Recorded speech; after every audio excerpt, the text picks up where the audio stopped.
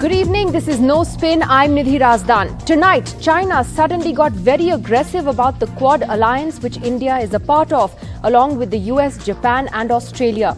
A senior Chinese official who is tipped to be the country's next foreign minister has said the creation of groups like the Quad were as dangerous as NATO's eastward expansion in Europe, even warning that a crisis may follow in this region. Is China preparing the ground for something bigger here? Perhaps an invasion of Taiwan? New Delhi is watching the Moscow-Beijing bonhomie very closely. Only weeks before the Russian invasion of Ukraine, Putin and Xi met and described their friendship as one of no limits. India is still battling Chinese aggression on the line of actual control in Ladakh nearly 2 years on. In fact, that was an issue that came up today in Prime Minister Modi's virtual meeting with the Prime Minister of Australia. The Australian PM also talked about the consequences of the Russian invasion for the Indo-Pacific region.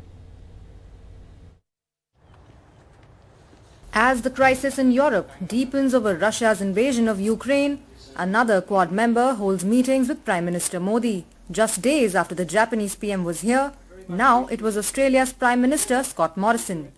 He and Mr. Modi met virtually today.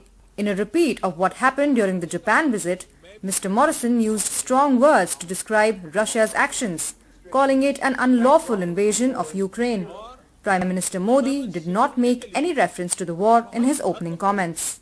Quad leaders' call recently, which gave us the opportunity to discuss Russia's unlawful invasion of Ukraine, but it also gave us the opportunity to discuss the implications and consequences of that terrible event for our own region in the Indo-Pacific and the coercion and the issues that we face here. हमारा यह सहयोग free, open और inclusive Indo Pacific के प्रति हमारी प्रतिबद्धता को दर्शाता है। क्षेत्रीय और वैश्विक स्थिरता के लिए क्वाड की सफलता बहुत महत्वपूर्ण है। Today's summit meeting comes days after a top Chinese official aggressively compared the Quad to NATO's expansion in Europe, calling it dangerous. PM Modi brought up the issue of China's transgressions in Ladakh. Prime Minister did refer to the line of actual control in Ladakh, the incidents of the previous year, and he emphasized that peace and tranquility in the border areas was an essential prerequisite for normalization of relations with China. Obviously, the Ukraine issue was discussed, as was the issue of China. On Ukraine, I think it was clear that the two sides had referred to the Quad summit, in which the leaders had a fairly clear perspective that the situation in Ukraine should not impact on the Indo-Pacific. With the Ukraine war dragging on, there is plenty of diplomatic activity in New Delhi at the moment. After Australia and Japan, a senior US official is also here, and the Israeli Prime Minister will come in April. Bureau Report, NDTV. And I spoke earlier this evening to Barry O'Farrell, Australia's High Commissioner to India, on this important story. High Commissioner, thank you for speaking to us. The virtual summit has just happened with your Prime Minister soon after the Japanese Prime Minister visited. Both are important members of the Quad, and it comes at a critical time. What were the big takeaways for Australia today? The big takeaway, of course, is the India-Australia relationship, which continues to go from strength to strength, continues to have additional layers, and in doing so not only strengthens both economies but helps Australia and India to deliver on that free and open Indo-Pacific that they see as a shared commitment. Well, one of the significant things the Australian Prime Minister said today was about this region facing increasing change and much pressure, and also discussing Russia's unlawful invasion of Ukraine, as he put it, also talking about the consequences of this invasion for the Indo-Pacific region. Could you elaborate a bit on what those concerns were that were discussed? Firstly, as they did when they met as part of the Quad in Melbourne in February, both leaders expressed concern about the situation in Ukraine and called for an immediate cessation in those hostilities. But as was again also evident at the Quad meeting in Melbourne, the fact is that it's not the only part of the world where there are players who are not respecting the rule of law, who are engaging in activities that are seeking to coerce countries. And the leaders again today highlighted the South China Sea as an area where China is deliberately flaunting rules and norms that the rest of us obey. How do you see China's comments on the Quad, essentially comparing it to an Asian NATO, using the term dangerous? These were quite aggressive comments, weren't they? And we've come to expect those sorts of comments from China on a whole range of subjects. Normally they don't make sense, normally they're often untrue. But the point is that the Quad is a foreign affairs forum where countries like the United States, Japan, India and Australia, and through them into ASEAN, talk about some of the pressing needs in the region, whether it's climate change, whether it's COVID, or whether it's the importance of having rules that are obeyed to ensure that, as in cricket, the game is not only played appropriately, but has a clear path. Do you think that this is China's way of preparing the ground for a possible invasion of Taiwan? Is that a concern? Well, I'm sure that that's concerns that have been expressed by commentators not only in Australia but here in India and probably across the region. And of course, one of the concerns and one of the reasons that the Australian government stands up to what happened in Ukraine is that if you ignore the United Nations, if you seek to subvert the status quo, disrespect boundaries, you send messages to others. And clearly, as my Prime Minister said in the press release 2 days ago, he was keen to discuss with Prime Minister Modi the implications for the Indo-Pacific of those events we're seeing in other parts of the world. You've also said that there's an understanding in the Quad about India's position on Russia and Ukraine. Are you saying that there is no disquiet at all in the Quad over this issue? Well, I think that's clear, because the bottom line is that all four countries that are members of the Quad met in Melbourne in February. They met in part to discuss the conflict in Ukraine and to assess the implication for stability in our region. And each Quad country made its position clear on Russia's invasion of Ukraine. And we've seen since then Prime Minister Modi talking to the presidents of both countries, trying to do what other governments are trying to do, find a way through, create an atmosphere for a solution to be put in place, because we want to see an end of the hostilities that regrettably not only destroying property, but more importantly, costing lives. But do you believe that as this war progresses and becomes more intense with more civilian targets and casualties, as is already happening, that India might have to change its stand?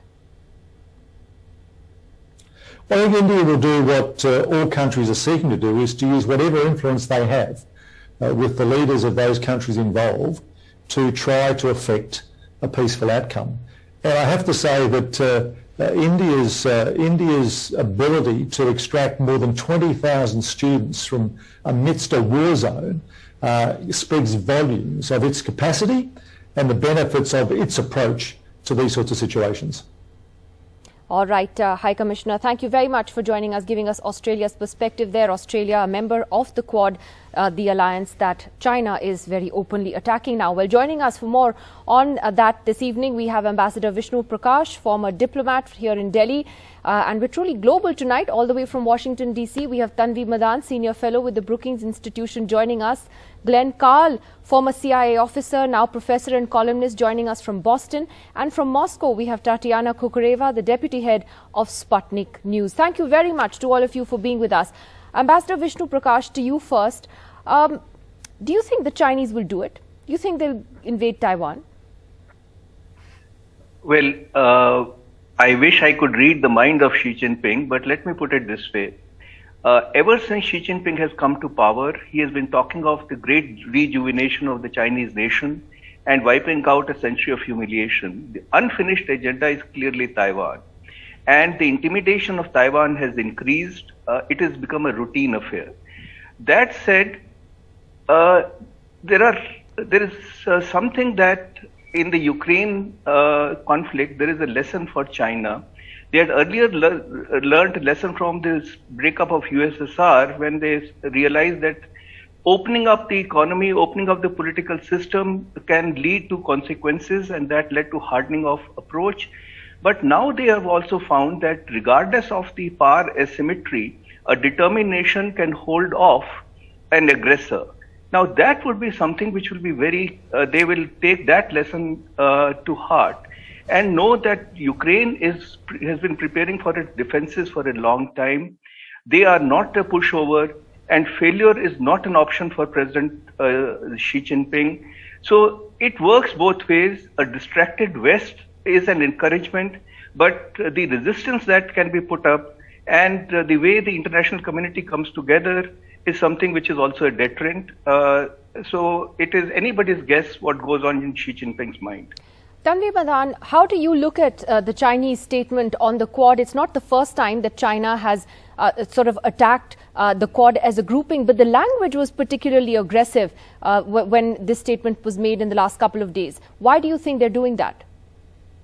So I think there are a couple of things. I think one, we had particularly heard this framing of comparing, what NATO in Europe and the US approach in Europe to what the US approach in the Indo-Pacific is with the Quad, with AUKUS, etc., from Russian Foreign Minister Sergei Lavrov in particular for the last few years.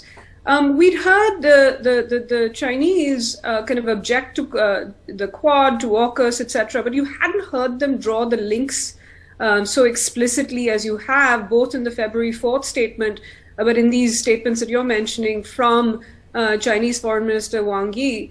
And I think they are drawing that comparison now, that they see what is happening. They call it a 5-4-3-2-1 strategy on the part of the US. I think they put more cohesion to it than perhaps others do, 5 being Five Eyes, 4 being Quad, 3 being AUKUS, 2 being bilateral relations, and 1 being the US. They believe this is akin to what has been done in Europe by the US. Now, why does this have implications? This has, I think, 2 implications for India in particular. Because this says that now China is linking what happened. So while India might say, the European and Indo-Pacific theaters are distinct and they should be kept separate, both because of how China is now framing these issues, that the US approach to alliances and partnerships is a global problem. This has ramifications for how China will see India and will see Indian membership, for example, of the Quad or its bilateral relations throughout the region. I think the second kind of implications is this is a sign of growing Russia-China alignment. And the concern for India is not just parochial. What happens in the case of an India-China crisis? What would Russia do? But there is another implication that Ambassador Vijay Gokhale recently pointed out, former Foreign Secretary, that what does this mean for Sino-Russian collaboration in the Indo-Pacific? India has been trying to say to Russia, you are part of our Indo-Pacific strategy, don't align with China, align with us on it. But Mr. Gokhale pointed out that now China will expect not just to push back against the US in the Indo-Pacific as Russia is pushing back against NATO, as Wang Yi sees it, but that it will expect greater Russian cooperation with China and solidarity with China in the Indo-Pacific, which also has implications for an India that had been looking for Russian cooperation in the Indo-Pacific. Which is exactly why India is watching this very warily. Tatiana Kukureva, then to ask you, how does Russia then view India's position on this? India, in a way, is standing by its old friend, getting a lot of flack, maybe not publicly, but maybe privately within the Quad for standing by a friend like Russia for whatever reason. But how would Russia look at India's wariness on this growing relationship between Moscow and Beijing?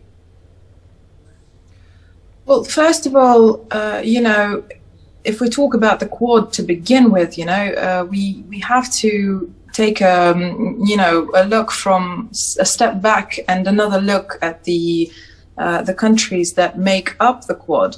And here, if you again, if you take a look at, Australia and Japan and the US, so basically this is the US and its two closest allies in the region, and India.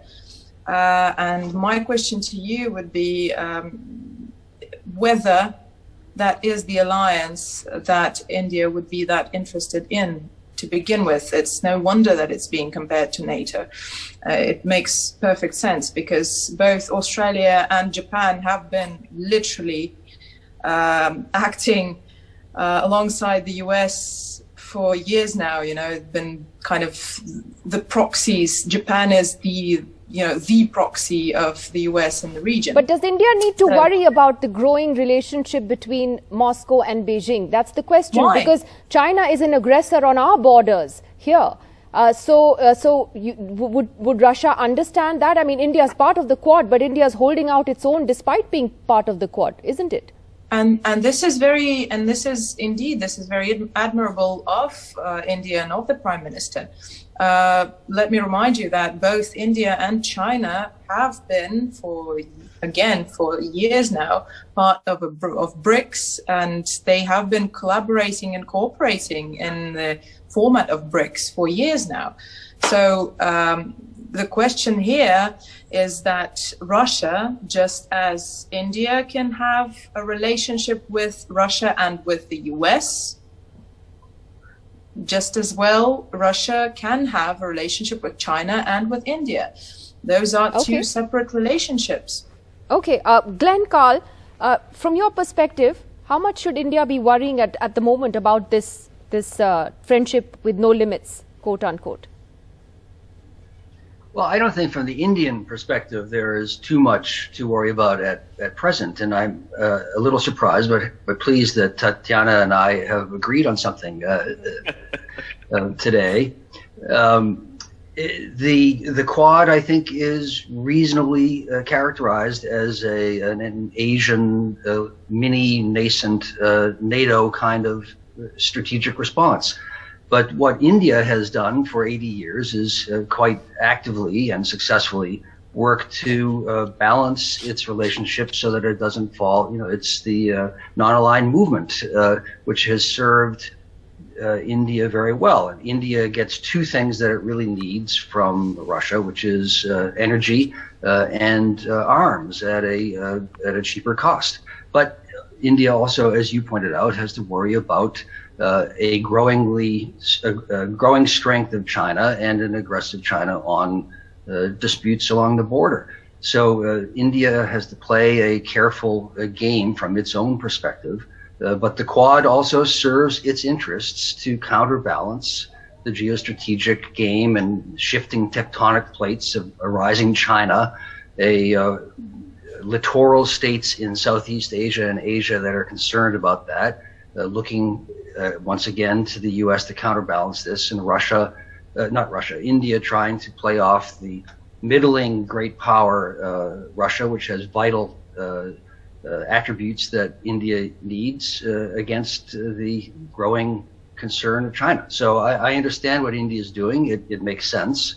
And India will continue to go in two directions. Can I ask you, I mean, if you had to bet on, if you had to read Xi Jinping's mind, and if you wanted to, do you think that a Taiwanese invasion is something that could happen? And some commentators seem to think that it would depend on how Russia's war in Ukraine goes, because if that succeeds, they believe that the Chinese have a template to possibly look at one in Taiwan, maybe not now, but in a few years from now.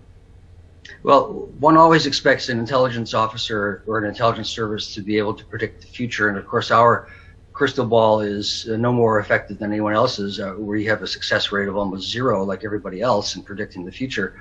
That said, it certainly is a complicating part of the equation now for Xi Jinping to look at Russia's struggles in Ukraine. And it would give pause, certainly, to Chinese planners of at least the contingency possibility of an invasion. Whether he will invade or not, I don't know. I mean, China has been succeeding in attaining, I think, for many years, most of what it seeks.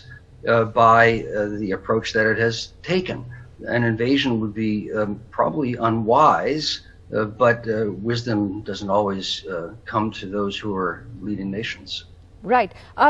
Vishnu Prakash, just on this point that was raised about, India maintaining its relationship with Russia and the US, and Russia therefore maintaining its relationships with China, etc. Is it as simple as that? Or do you think that India would have its antenna up at the moment, given what it's dealing with at the LAC? Well, certainly so. There is growing concern at the bonhomie or the alliance. It was quasi-alliance, and after the ostracization of Russia and President Putin, Russia will be leaning much more on China, and China will extract its pound of flesh for sure. Now, you recall that during the standoff in eastern Ladakh, Defense Minister Rajnath Singh had gone to Moscow, and despite Chinese objections, the spare parts were made available. But if Russia is beholden to China, and the equation changes from that of a partnership to a junior partnership, and then the situation can change. So we are concerned at the growing relationship between China and Russia, which could work against India's interest.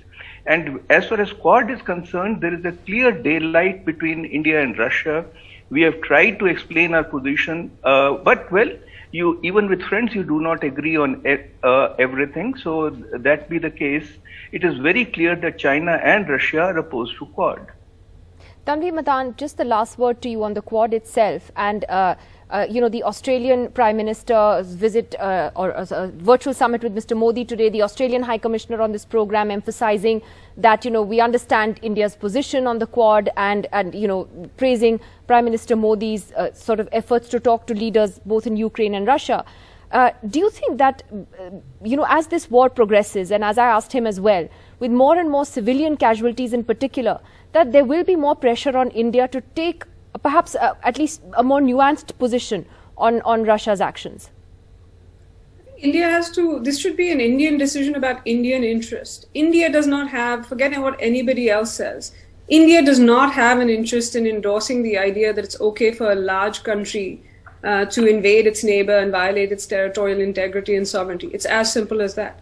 And has to be prepared to think about what it might say if it's not just increasing civilian casualties, but what happens if this escalates in terms of the use of tactical nuclear weapons or biological or chemical weapons. So that has to be thought about. But I will say one thing on the Quad.